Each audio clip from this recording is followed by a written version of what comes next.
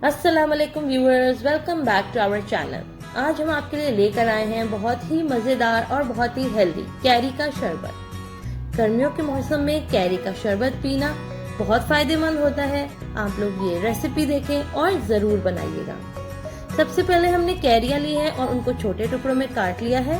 अब हम पानी डाल के इनको पकने के लिए रख देंगे। जब उबाल आ जाएगा तो हल्की आंच पे इसको आधे घंटे के लिए पकाएंगे ताकि कैरियां गल जाएं। जब कैरियां गल जाएंगी तो आप इनकी गुठलियों को बाहर निकाल लें।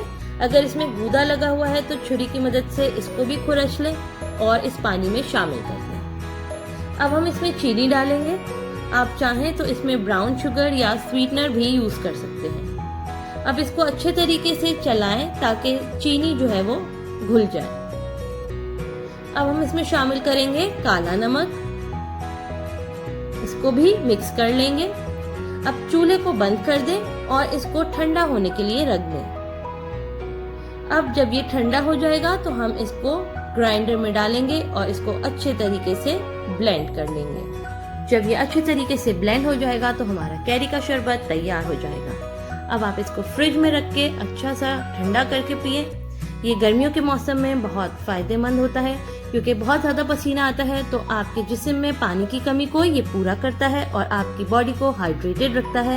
ये विटामिन सी से भी भरा हुआ है। इसके बहुत सारे फ़वाइद हैं। आप लोग ज़रूर ट्राई कीजिएगा और हमें फीडबैक दीजिएगा कि आपको हमारी रेसिपी कैसी लगी।